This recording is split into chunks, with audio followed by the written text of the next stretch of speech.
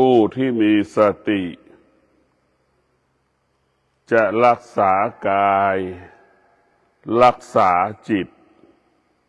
ว่าเป็นสิ่งสำคัญ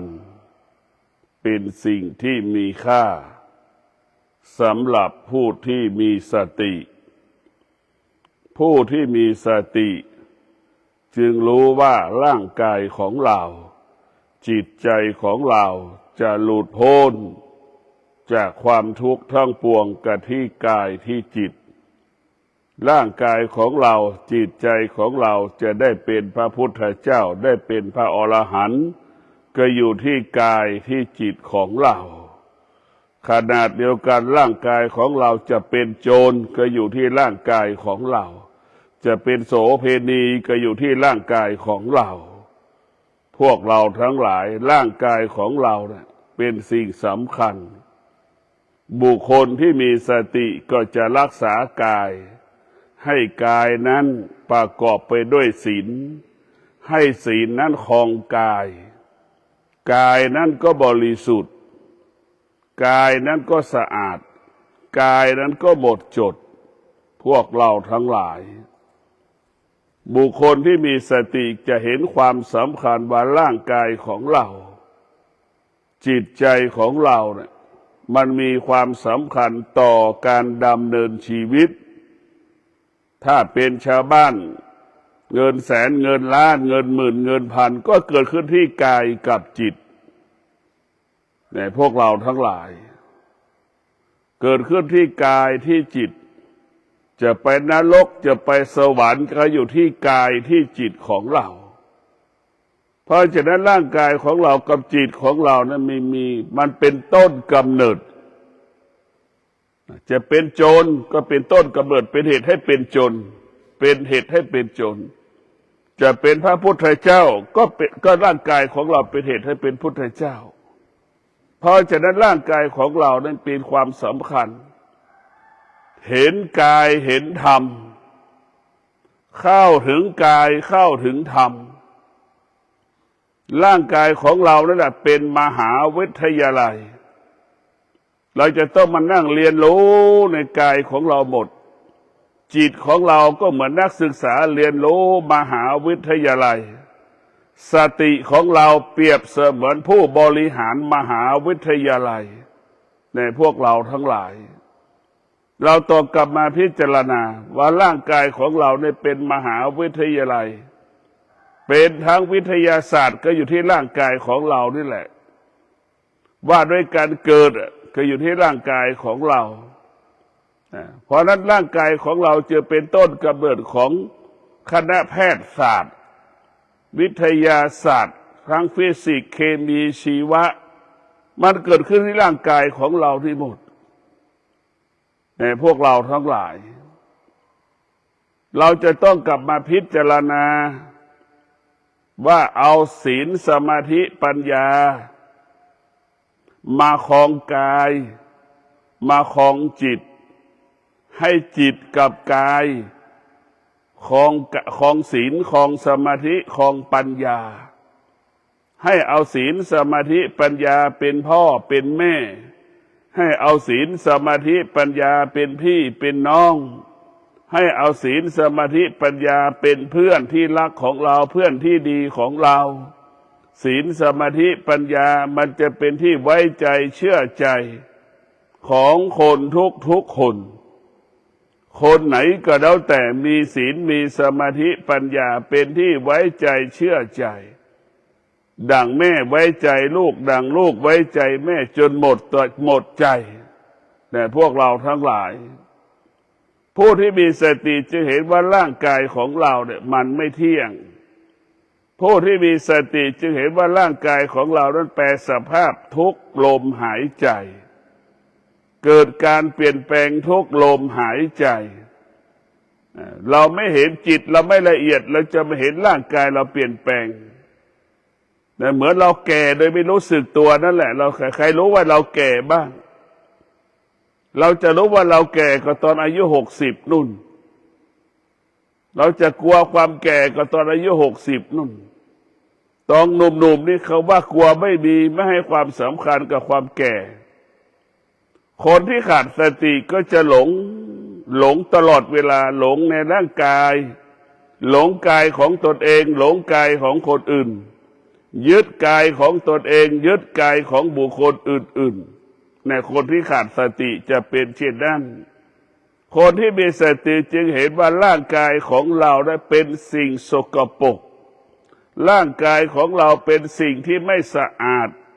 ร่างกายของเราเป็นสิ่งที่เน่าเหม็นพวกเราทั้งหลายร่างกายของเราเต็มไปด้วยสิ่งสกปรกตั้งตาก็เต็มไปด้วยขี้ตาหูก็เต็มไปด้วยขี้หูจมูกก็เต็มไปด้วยขี้ในจมูกเต็มไปหมดลิ้นก็เต็มไปด้วยขี้ลิ้นเหม็นเน่าถ้าเราไม่แปรงฟันแต่พวกเราทั้งหลายร่างกายของเรามีแต่เหือแต่ไขมันไม่สะอาดสักอย่างแต่ถ้าเราไม่อาบน้ำ3 วันเราจะเห็นอาการว่าร่างกายเราไม่สะอาดเป็นยังไงตั้งแต่ผมแล้วลงมามันสกปรกหมดแต่พวกเราทั้งหลายเราเห็นกายว่ามันไม่เที่ยงเราก็ใช้ร่างกายของเรานี่แหละบำเพ็ญเพียรทำความดีเรียกว่าทำดีด้วยกายทำความดีด้วยวาจาทำความดีด้วยใจบุคคลที่มีสติจะสรรเสริญบุคคลที่ทำความดีด้วยกายวาจาใจดังเช่นเรานั่งสมาธินี่เราก็เอาร่างกายของเรานั่งสมาธิทำความดีด้วยกายขณะที่เราฟังเทศอยู่เราก็ทำความดีด้วยใจนี่แหละพวกเราทั้งหลายเราฟังเทศสนทนาธรรมก็ทำความดีด้วยวาจาเราจะใช้กายวาจาใจของเราให้เป็นประโยชน์เกิดประโยชน์ต่อการมีชีวิตอยู่แต่ละวันแต่ละวันในพวกเราทั้งหลายเราจะใช้ร่างกายของเราให้เป็นประโยชน์ให้เกิดประโยชน์สูงสุดต่อการมีชีวิตอยู่ของเราแต่ละวันแต่ละวันถ้าเราไม่เห็นกายของเราแล้วเราไม่ใช้ร่างกายของเราทำความดีกิเลสทั้งหลายมันก็จะมาครอบครองกายของเราความโลภทั้งหลายก็จะมาครอบครองจิตของเรากิเลสตัณหาราคะมันก็มาครอบงำจิตใจของเราทำให้จิตเราเกิดความอยากเมื่อจิตเกิดความอยากเมื่อจิตมันหิวนะมันนั่งสมาธิไม่ได้สวดมนต์ไม่ได้เหมือนเราหิวข้าวนั่นแหละพวกเราทั้งหลายพวกเราต้องมีสติพิจารณาว่ากายกับจิตเนี่ยมันมีความสำคัญต่อกันและกันดังลูกเกิดมาก็อยู่ในท้องแม่ใช่ไหมในท้องแม่แล้วเราว่ากายลูกก็อยู่ในท้องแม่ลูกทุกคนเกิดจากท้องแม่หมดเราจะเห็นนะว่าคนชั่วก็เกิดจากท้องแม่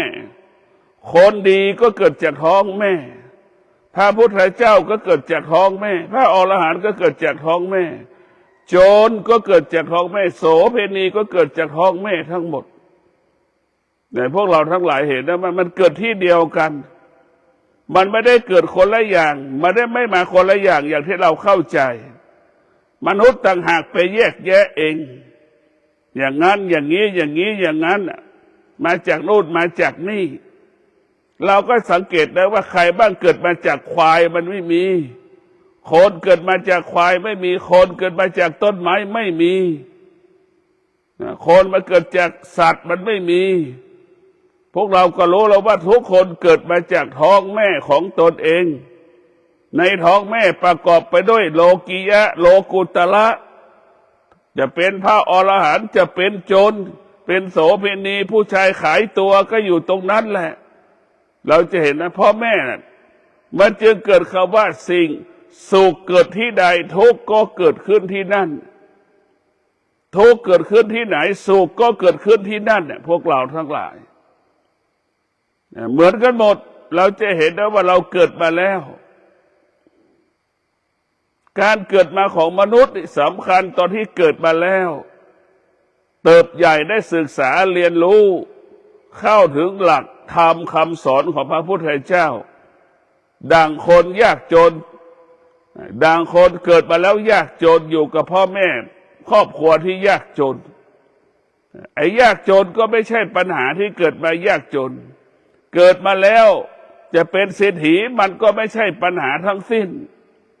สิ่งที่จะทำให้เรานั้นมีชีวิตที่ดีขึ้นก็คือธรรมะของพระพุทธเจ้าเกิดมายากจนก็เป็นเรื่องไร้สาระ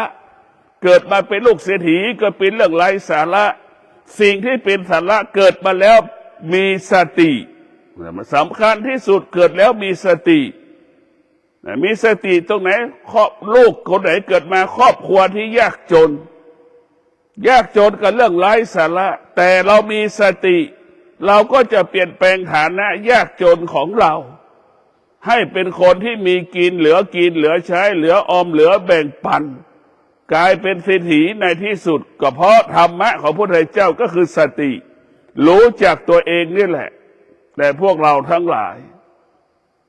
เกิดมาเป็นลูกเศรษฐีก็เป็นเรื่องไร้สาระแต่ถ้าลูกเศรษฐีคนนั้นขาดสติเห็นไหมพวกเราขาดสติมันก็จบตรงที่ขาดสติความยากจนก็จะเกิดขึ้นกับลูกเศรษฐีก็หมดเนื้อหมดตัว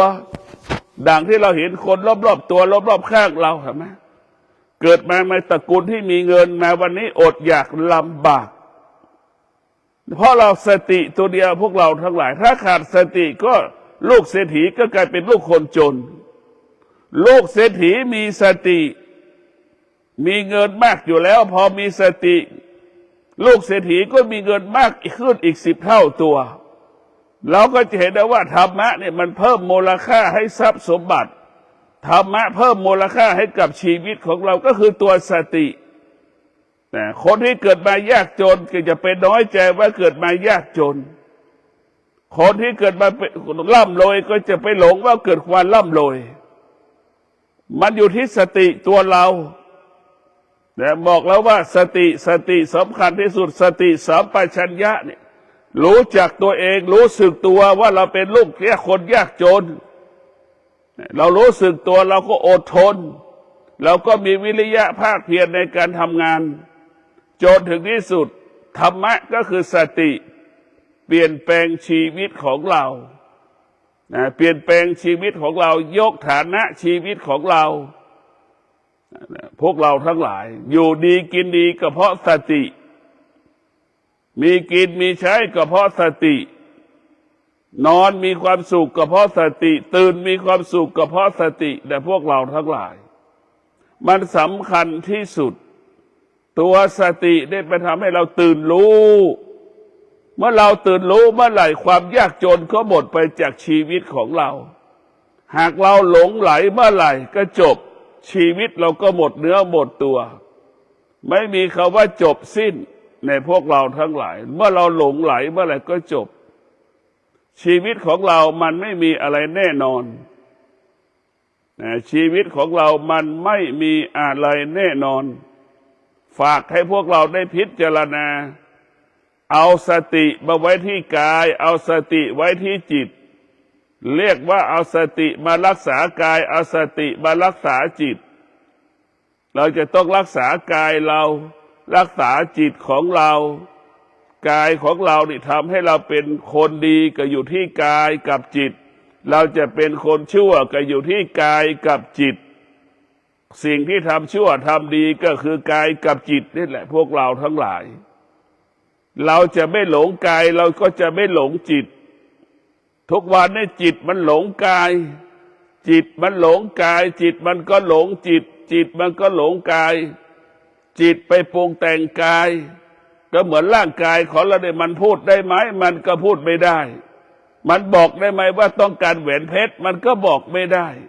มันต้องการตุ้มหูบทเพชรมันก็บอกไม่ได้สร้อยคอเพชรมันก็บอกไม่ได้ไอ้จิตต่างหากไปคิดแทนกายจิตของเราเปรียบเสมือนแม่คิดแทนลูกอีกแล้วเห็นไหมจิตเราต่างหากคิดแทนกายร่างกายของเราไม่แตกต่างจากท่อนไม้ร่างกายของเราไม่แตกต่างจากควาย แล้วเอาแทนเอาเครื่องประดับชั้นหนึ่งของโลกประดับประดาบนหลังควายควายไม่ดีใจเลยควายไม่รู้สึกดีใจเลยแต่พวกเราทั้งหลายร่างกายของเราก็เป็นเช่นนั้นเมื่อร่างกายของเราประดับไปด้วยอัญมณีร่างกายก็ไม่รู้สึกจิตของเราต่างหากไปปรุงแต่งคิดเองเองเหมือนเราแต่งตัวไปหลอกกันทุกวันเนี่ยเมื่อเรานุ่งเสื้อผ้าหลอกกันเครื่องประดับติดตัวมีหนี้มีสินของปลอมของแท้ก็ยังไม่รู้เลยก็ใส่ไปอย่างนั้นแหละเอาไว้หลอกกันแต่พวกเราทั้งหลายมันสำคัญที่สุดก็คือจิตของเรานี่แหละเราจะต้องให้จิตเรามีที่พึ่งจิตเรามีที่พึ่งก็คือพึ่งสติกับปัญญาถ้าจิตเรามีที่พึ่งจิตเราแสวงหาที่พึ่งจิตมันเป็นลูกธรรมะมันเป็นแม่ถ้าลูกไปอาศัยลูกไปอาศัยแม่ก็คือลูกอาศัยธรรมะนั่นแหละถ้าลูกไม่มีลูกไม่อาศัยแม่ลูกไปอาศัยเพื่อนเพื่อนก็คือความคิดมันก็จะพาเพื่อนพาชีวิตเราไปหลงทางหลงผิดออกจากสิ่งที่ชอบไม่ได้ออกจากสิ่งที่ไม่ชอบก็ไม่ได้มันก็เหมือนคนติดยานั่นแหละถ้าเราหลงมันออกยากแต่พวกเราทั้งหลายจิตเราต้องอาศัยสติกับปัญญาสติกับปัญญาเนี่ยจะเป็นผู้อบรมจิตสติปัญญาเป็นเครื่องอบรมจิตเมื่อจิตมันได้รับการอบรมจิตนั้นจึงเป็นจิตผู้รู้เนี่ยพวกเราทั้งหลายเมื่อสติปัญญาเป็นเครื่องอบรมจิตของจิตนั้นมันจะเป็นผู้ตื่นรู้ตลอดเวลาตื่นรู้คำว่าตื่นรู้ไม่ใช่เรื่องมรรคผลนิพพานจิตตื่นรู้ก็รู้จักหน้าที่ของตนเองที่ต้องทำนะเราจะเอาธรรมะพระพุทธเจ้าไปใช้ทุกอาชีพจิตตื่นรู้ก็รู้ว่าเราจะต้องมีหน้าที่มีอาชีพมีหน้าที่ที่ต้องปฏิบัติเราจะต้องจิตตื่นรู้จะต้องปฏิบัติหน้าที่ที่เราต้องทำให้มันสมบูรณ์แบบในพวกเราทั้งหลายเราเป็นลูกจ้างเราต้องเป็นลูกจ้างที่ดีทำหน้าที่ให้มันสมบูรณ์แบบจิตตื่นรู้ก็จะทำหน้าที่นั้นสมบูรณ์แบบถ้าจิตเราไม่ตื่นรู้ก็ทำหน้าที่ไม่สมบูรณ์แบบในพวกเราทั้งหลายจิตของเรานี่สำคัญที่สุดจึงอยากฝากจิตของเราให้เกิดความดีงามให้เกิดความงอกงามเพราะฉะนั้นพวกเราสติปัญญานี่แหละเป็นครูเป็นอาจารย์ของเราจิตบางครั้งจิตเราบางครั้งมันก็หลงทางหลงผิดเหมือนหวายที่มันงอสติปัญญาก็เหมือนช่างดัดหวายให้มันตรงเช่นเดียวกับจิตเมื่อมีสติกลับคืนมาแล้วมันก็เหมือนหวายที่มันตรงมันจะไม่เดินอ้อมลัดเนี่ยขอให้พวกเราได้พิจารณามันไม่มีอะไรจริงๆร่างกายของเราเป็นของเน่าเป็นของเหม็นถ้าเราเข้าถึงกายเราก็จะไม่หลงกายถ้าเรารู้เรื่องกายเราก็ไม่ยึดติดในกายพวกเราไม่รู้เรื่องกายเราหลงในกายเราก็นึกถึงคนตายสภาพเป็นไงบ้างอวัยวะตามันเป็นยังไงคนตายเราเห็นดูไหมคนตายแค่1 ชั่วโมงเป็นยังไงบ้างสภาพตามันเป็นยังไงหูมันเป็นยังไงผิวมันเป็นยังไงจมูกมันเป็นยังไงบ้างมือมันเป็นยังไงบ้างเท้ามันเป็นยังไงบ้างโนมมันเป็นยังไงบ้างเราดูมันนี่ดูอกมันนี่มันมีอะไรบ้างเราไปดูในร่างกายแต่มันน่าดูน่าหลงไหมเราก็พิจารณาดูมันไม่มีอะไรที่น่าดูเลยในพวกเราทั้งหลายไอ้ร่างกายนี่แหละเป็นร่างกายหรือขันธ์5เนี่ยมันเป็นตัวปิดกั้นขวางกั้นไม่ให้เราบรรลุธรรมเห็นธรรมไม่ให้เราปฏิบัติธรรมร่างกายของเราได้แหละเราให้เราไม่ไปทำงานก็เพราะเราไปหลงร่างกายของคนอื่นนี่แหละคนอื่นแกหลงร่างกายของเรานี่แหละเราไม่ไปทำงานถูกไล่ออกจากงานก็เพราะเราไปหลงร่างกายของคนอื่นหรือคนอื่นมาหลงร่างกายเราเห็นไหมร่างกายของเราเนี่ยเป็นตัวที่ปิดเรียกว่าเป็นประตูปิดทางไม่ให้เราสู่มรรคผลนิพพานได้ขันธ์5เนี่ยเป็นอุปสรรคเป็นปัญหาต่อการศึกษาธรรมเรียนรู้ธรรมร่างกายของเราเนี่ย เราต้องมองมาเรื่องของเน่าของเหม็นก่อนแต่ตายตั้งแต่มันตาย1 วันมันเป็นยังไงล่ะเราก็เห็นว่าตายรถชนมันเป็นยังไงตายรถชนแล้วรถหนีบหัวมันไม่มีหัวแล้วเป็นยังไง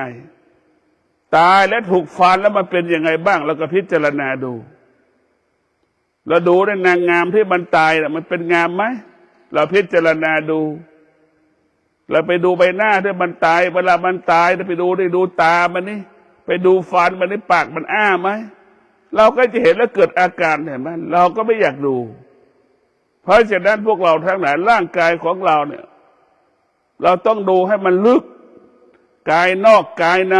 เราต้องพิจารณาเห็นกายในกายเรามีสติเราจะเห็นกายในกายของเราจะรู้กายในกายของเราเนี่ยมันเป็นสิ่งที่ไม่สวยเป็นสิ่งที่ไม่งามมันเป็นสิ่งสกปรกเป็นสิ่งเน่าเป็นของเน่าของเหม็นดูคนตายนั่นแหละเป็นหลักนะเราจะดูยังไงดูคนตายนะพวกเราทั้งหลายสติจะทำให้กายนั้นสร้างความดีสติจะทำให้จิตระลึกถึงความดีสติจะทำให้จิตนั้นสงบสติจะทำให้กายสงบทั้งกายทั้งจิตสงบเป็นบ่อเกิดแห่งปัญญาเป็นบ่อเกิดแห่งปัญญาแสงสว่างจะส่องให้เราเห็นแสงแห่งสว่างแสงสว่างมันจะเกิดเราจะเห็นทุกข์เราจะเห็นสุขเหมือนแสงสว่างพระอาทิตย์เห็นหมดนะพวกเราทั้งหลายสุขกับทุกข์เหมือนวัตถุสิ่งของที่เราเห็นสัมผัสอยู่นะเราจะเห็นสุขเราจะเห็นทุกข์เมื่อเรามีปัญญาแล้วเราจะเห็นสุขเห็นทุกข์ทุกวันนี้คนไม่เห็นสุขไม่เห็นทุกข์รู้สุขรู้ทุกข์แต่ไม่เคยเห็นสุขกับทุกข์รู้เฉยๆว่าสุขรู้เฉยๆว่ามันทุกข์แต่เราไม่เคยเห็นสุขกับทุกข์เราเข้าไม่ถึงสุขกับทุกข์เหมือนเราอ่านหนังสือแล้วว่าเหมือนเราอ่านหนังสือเหมือนเราฟังธรรมที่เราบรรยายทุกวันรู้เฉยๆว่ามันทุกข์เราก็ไม่เคยทุกข์เหมือนดังที่เราอ่านหนังสือมะม่วงมันเปรี้ยวมันหวานนั่นแหละเราก็รู้แค่นั้นแหละ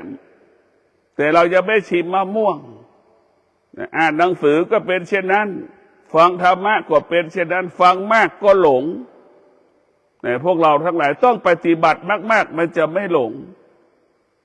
การปฏิบัติธรรมไม่ใช่เพื่อรู้การปฏิบัติธรรมรู้เพื่อละเนี่ยพวกเราเข้าใจเลยนะการปฏิบัติธรรมรู้เพื่อละธรรมะของพระพุทธเจ้าทุกเรื่องรู้เพื่อละไม่ได้รู้เพื่อรู้ไม่รู้แล้วไม่สะสมความรู้พวกเราทั้งหลายรู้ของธรรมะรู้แล้วก็ละรู้แล้วก็สละรู้แล้วก็สลัดสิ่งที่เรารู้ทั้งหมดทั้งสิ้นแต่คนส่วนมากรู้ไปสะสมความรู้คิดว่าพระธรรมรู้พระธรรมะก็เปรียบเสมือนวัตถุชิ้นหนึ่งสะสมอย่างนั้นแหละพวกเราทั้งหลายหลักรู้คำว่ารู้ของพระพุทธเจ้าก็คือรู้เรื่องกายอย่างที่บอกร่างกายเป็นของเน่าของเหม็นร่างกายเป็นของที่มันเปลี่ยนแปลงไปสภาพตลอดเวลาอันนี้รู้ของเน่าของเหม็นเนี่ยพวกเราทั้งหลายเนี่ยพวกเราพิจารณาจิตของเรามันก็แปลสภาพตลอดหลงเป็นผู้หลงตลอดเวลาเนี่ยเราให้เห็นจิตกายกับจิตตรงนี้เมื่อเรามีปัญญาแล้วพวกเราทั้งหลายแล้วก็จะเห็นอดีตของเราเป็นทารกแรกเกิดเห็นอดีตของเราเป็นทารกแรกเกิดเห็นอดีตของเราเป็นเด็กวิ่งได้เดินได้เห็นเป็นหนุ่มเป็นสาวเห็นเป็นคนที่มีวุฒิภาวะเติบโตเติบใหญ่ทำงานมีครอบครัวเนี่ยเราเห็นอาการของเราได้เห็นอดีตของเราได้นี่แหละเราเห็นอดีตแล้วก็เห็นอนาคตของเราอีกเห็นอนาคตคืออะไรปู่ย่าตายายนั่นคืออนาคตของเราวันหนึ่งเราต้องแก่เราต้องเจ็บเราต้องตายเหมือนปู่ย่าตายายของเราเหมือนดังพ่อแม่ของเรานี่แหละเห็นอดีตเห็นปัจจุบันผู้มีสติมีปัญญา เห็นหมดเลยว่ามันเป็นยังไงอดีตก็เห็นปัจจุบันก็เห็นอนาคตมันก็เห็นเนี่ยรู้อดีตรู้ปัจจุบันทำไมอดีตของเราก็คือเด็กทารกแรกเกิดอนาคตของเราก็คือคนแก่ของอนาคตของเราอาจจะผู้ป่วยติดเตียงเห็นไหมอนาคตของเราก็คือเราต้องตายอดีตปัจจุบันอนาคตเราจะเห็นอยู่กับปัจจุบันอดีตอนาคตของเราเมื่อเราเห็นอาการเหล่านี้เนี่ยเราจะไม่หลงเราจะเป็นผู้ไม่ประมาทนะถ้ามีสติเราก็จะรู้ว่าถ้าเรามีสติปัญญานะเราก็จะเห็นว่ามันเป็นโทษทั้งสิ้นถ้าเราไม่รีบทำความดีเราจะเอาความดีที่ไหนตอนที่เราป่วยเราไม่มีความดีติดตัวเราเลยก็เหมือนคนที่ป่วยแล้วไม่มีวาเป็กนั่นแหละเหมือนคนป่วยไม่มียากินนั่นแหละเหมือนคนป่วยไม่มีหมอรักษานั่นแหละคนที่เราไม่ได้สร้างความดีเนี่ยพวกเรานะเราต้องสร้างความดีความดีก็เปรียบเสมือนวาเป็กเวลาเราเหนื่อยเมื่อยล้าสูดดมเวลาเราป่วยเจ็บหัวเมาหัวป่วยไข้ก็เหมือนยาพารานั่นแหละความดีก็เป็นเช่นนี้ป่วยแล้วให้เราอยู่กับความดีแก่ให้อยู่กับความดีจะตายให้อยู่กับความดีเนี่ยพวกเราทั้งหลายแล้วมีความดีเท่าเราก็มียามีหมอมีพยาบาลมีคนดูแลเราอย่างดีจนเราตายแต่ถ้าเราไม่มีเราความดีก็คือสติกับปัญญานั่นแหละเมื่อเรามีสติกับปัญญาเมื่อไหร่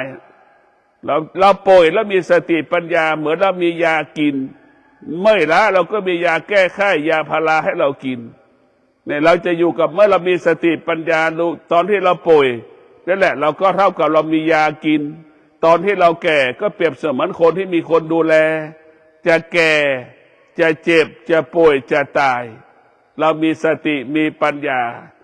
อยู่ก็แล้วว่าอยู่กับความดีแก่ความด้วยความดีตายด้วยความดีเมื่อเรามีสติปัญญานะพวกเราทั้งหลายส่วนมากเราไม่มีสติส่วนมากเราไม่มีปัญญาส่วนมากเราขาดสติขาดปัญญาแก่ก็เรียกร้องหาลูกหลานเจ็บป่วยก็เรียกร้องหาลูกหลานจะตายก็ยังเรียกร้องหาลูกหลานนี่แหละคนที่ขาดสติขาดปัญญาจะเป็นเช่นนี้จะเป็นแบบนี้แก่แล้วไม่มีค่าแก่แล้วไม่มีที่พึ่งแล้วจะไปพึ่งใครได้เจ็บป่วยลูกหลานก็ไม่ได้เจ็บพร้อมกับเราแก่ลูกหลานก็ไม่ได้แก่พร้อมกับเราตายลูกหลานก็ไม่ได้แก่ตายพร้อมกับเราไม่มีใครไม่มีลูกหลานคนไหนแก่แทนเราได้เจ็บแทนเราเล่าตายแทนเราได้มันไม่มีเพราะฉะนั้นพุทธเจ้าได้บอกสอนให้เรารู้เรื่องการความแก่ความเจ็บความตายเราต้องศึกษาเราต้องเรียนรู้ผู้ที่มีสติปัญญาจึงรู้ว่าแก่เจ็บตายมันเป็นแก่นมันเป็นสาระมันเป็นเป็นสิ่งที่ดีที่มีคุณค่าถ้าเราแก่ด้วยปัญญาเราจะอยู่กับความแก่ตอนที่เราแก่ได้ตอนที่เราป่วยได้ตอนที่เราจะตายได้เราจะไม่คิดถึงลูกเราจะไม่คิดถึงหลานเราจะไม่เอาความแก่ความแก่ก็ดีความเจ็บป่วยก็ดีไปผูกไว้กับลูกกับหลานกับหมอพยาบาลแก่ด้วยปัญญามันจึงรู้ว่าแก่ด้วยปัญญามันจึงรู้ความจริงจะเป็นโรคก็ตายไม่เป็นโรคก็ตายจะรักษาก็ตายไม่รักษาก็ตายเห็นไหมนี่แหละแก่ด้วยปัญญาจะเข้าใจความจริงการไปรักษาก็ทำให้ลูกหลานสะใจเท่านั้นทำให้ลูกหลานสะใจพอใจว่าได้รักษาปู่ย่าตายายได้ทำดีกับปู่ย่าตายายเนี่ยพวกเราทั้งหลายแต่ลูกหลานที่ชันฉลาดก็จะทำดีดูแลปู่ย่าตายายพ่อแม่ตนเองตอนที่พ่อแม่ปกติจะดูแลอย่างดีตอนที่พ่อแม่ผิดปกติลูกหลานที่มีสติปัญญาก็ดูแลพ่อแม่ตอนผิดปกติอย่างดีเยี่ยมนี่แหละคือพวกเราทั้งหลายตายไปแล้วลูกพ่อแม่ตายปู่ย่าตายายตายเราจะไม่ให้ค่าลูกที่มีสติจะให้ค่าพ่อแม่ตอนที่พ่อแม่มีชีวิตอยู่พ่อแม่มีชีวิตอยู่ลูกเราจะให้ค่าพ่อแม่ดูแลพ่อแม่อย่างดีคำพูดของลูกเปรียบเสมือนวาเป็กสูดโดมเข้าลึกถึงจมูกแต่แม่ฟังแล้วแม่มีความสุข แม่ฟังแล้วแม่สะเทือนใจและแม่มีความสุขฟังแล้วสะเทือนใจมีความสุขนะทำให้แม่นั้นมีสติตื่นรู้ขึ้นมาทันทีเลยก็มีได้นะพวกเราทั้งหลายลูกได้มีบทบาทสำคัญที่สุด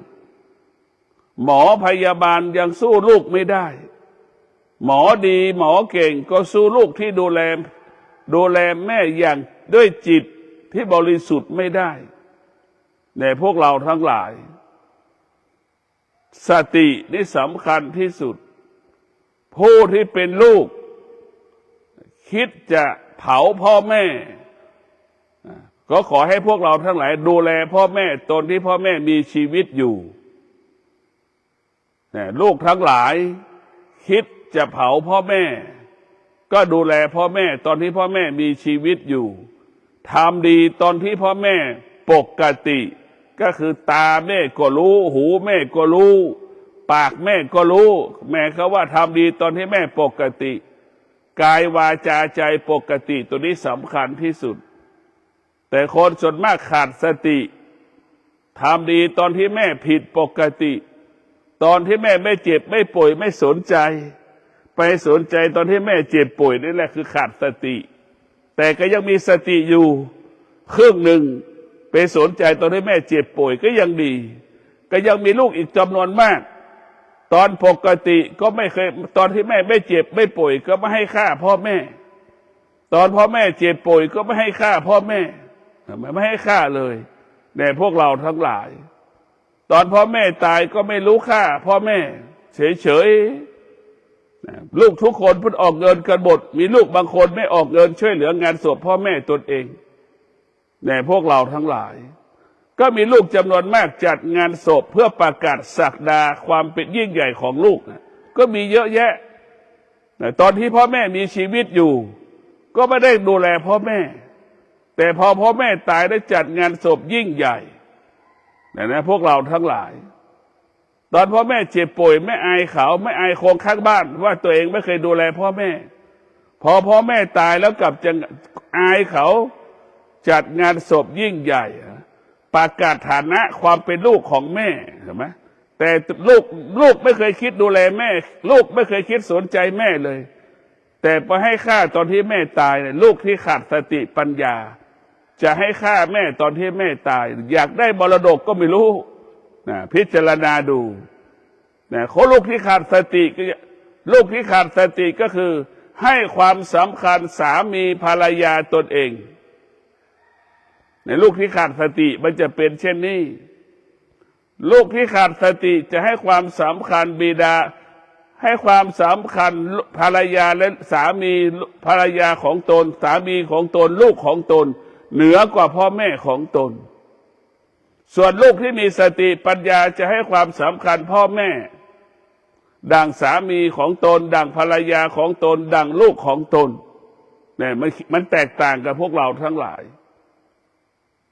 ลูกที่มีสติมีปัญญาจะให้ความสำคัญพ่อแม่ตลอดเวลาไปมาหาสู่พ่อแม่ห่วงพ่อแม่ห่วงพ่อแม่ตลอดเวลาพวกเราทั้งหลายลูกส่วนมากทุกวันนี้เป็นลูกที่ขาดสติหลงสามีหลงภรรยาหลงลูกของตัวเองทิ้งพ่อแม่ไว้ข้างหลังเรามีเมียได้กับพ่อแม่เรามีทรัพย์สมบัติได้กับพ่อแม่แต่เรากลับไปลืมพ่อแม่ลูกบางคนกับอายฐานะของตนเองอายฐานะของตนเองว่าเกิดมายากจนพ่อแม่ยากจนพ่อแม่ต่ำต้อยพ่อแม่มีเกิดมาแล้วลำบากยากจนเนี่ยแล้วมีฐานะหน้าที่การงานอย่างเงี้ยอายเขาก็มีโตเติบใหญ่มีอาชีพหน้าที่การงานไม่ไปหาพ่อไม่ไปหาแม่ก็ยังมีนี่ลูกที่ขาดสติจะเป็นเช่นนี้แต่พวกเราทั้งหลายลูกที่มีสติพ่อแม่กินอิ่มลูกที่ขาดสติพ่อแม่อดอยากลูกที่ขาดสติพ่อแม่อดอยาก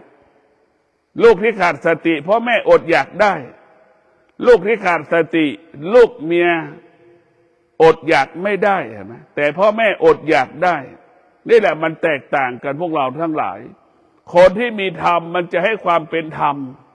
จะเห็นสิ่งที่สำคัญว่าพ่อแม่เป็นสิ่งสำคัญเป็นต้นกำเนิดเรามีชีวิตอยู่ได้เพราะพ่อแม่ทุกวันนี่แหละพวกเราทั้งหลายแต่เรากลับไม่รู้กลับหลงว่ามีเงินได้เพราะตัวเราเองคิดอย่างนี้ถ้าแม่ปิดชีวิตเราไม่มีชีวิตอยู่เราจะมีเงินเราจะมีสมบัติไหมเราจะได้เป็นใหญ่ไหมเราจะมีอาชีพหน้าที่การงานไหมเราไม่ได้คิดเพราะฉะนั้นพ่อแม่เนี่ยเป็นผู้ที่มีบุญมีคุณเราต้องตอบแทนคุณพ่อและแม่โดยการประพฤติตนปฏิบัติตนนะให้เป็นคนดีประกอบไปด้วยศีลสมาธิปัญญานี่เป็นสิ่งที่ประเสริฐที่สุดในพวกเรา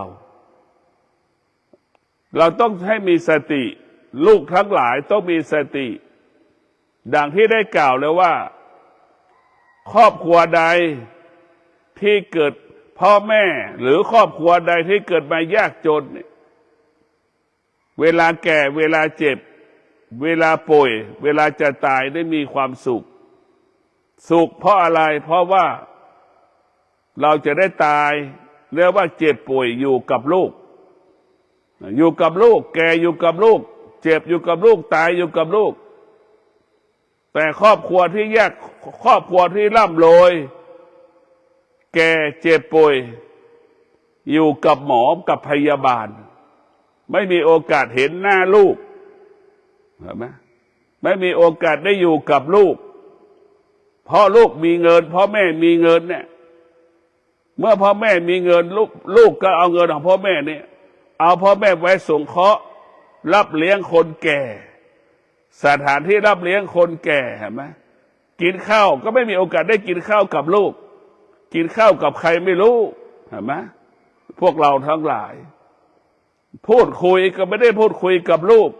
พูดคุยกับใครไม่รู้เห็นไหมเนี่ยคนที่มีเงินเนี่ยไม่มีโอกาสนะไม่มีโอกาสได้อยู่กับลูกคนที่ร่ำรวยเพราะลูกไม่มีเวลาลูกมีเวลาให้เมียให้สามีให้ภรรยาของตนเองเห็นไหมแต่ไม่มีเวลาเลี้ยงพ่อเลี้ยงแม่เลี้ยงพ่อเลี้ยงแม่ด้วยเงินดูแลพ่อแม่ด้วยเงินแต่ดูแลผัวตัวเองดูแลเมียตัวเองด้วยจิตเห็นไหมนี่แหละลูกที่ขาดสติก็จะเป็นอย่างนี้ลูกที่ขาดสติจะเอาพ่อแม่ไปไว้ที่นู่นทุกคนเลยไว้ที่ไหนไว้ที่เราเลี้ยงคนแก่และมีเหตุมีผลว่ามีคนดูแลอย่างดีมีเพื่อนคุยเห็นไหมพูดอย่างนี้แหละอันนี้แหละคือลูกที่ขาดสติก็จะมีเหตุมีผลลูกที่มีสติมีปัญญาจะไม่ให้พ่อแม่ไปอยู่ที่ไหนลูกจะต้องดูแลพ่อแม่จนตายดูแลพ่อแม่จนตายแม่เห็นลูกจนตายลูกเห็นแม่หมดลมหายใจนี่แหละเป็นสิ่งที่มีค่าที่สุดก็ขอให้พวกเราได้มีสติมีปัญญาในการดำเนินชีวิตวันแต่ละวันก็ขอให้พวกเราทั้งหลายมีสติมีสมาธิมีปัญญาชีวิตเราเกิดมาแล้วต้องมีสติเกิดมาแล้วต้องอาศัยสติเราจะรู้สึกตัวเมื่อเรารู้สึกตัวเราก็จะเปลี่ยนแปลงชีวิตกับโจรกลายเป็นพระอรหันต์ดังองคุลิมานโจรกลายเป็นอรหันต์จากองคุลิมานจากลูกเศรษฐีกลายเป็นพระอรหันต์เปลี่ยนแปลงดังพระรัฐบาลเห็นไหมพระรัฐปาละเนี่ยเป็นลูกเศรษฐีอยากบวชเห็นไหมท้ายสุดเศรษฐีกลายเป็นนักบวชเนี่ยพวกเราทั้งหลายพระพุทธเจ้าเป็นกษัตริย์ก็เป็นศาสดาเอกของโลกนี่แหละว่าสติปัญญาจะเปลี่ยนแปลงสิ่งที่มันปกติให้ปกติยิ่งขึ้นไปขอเจริญพร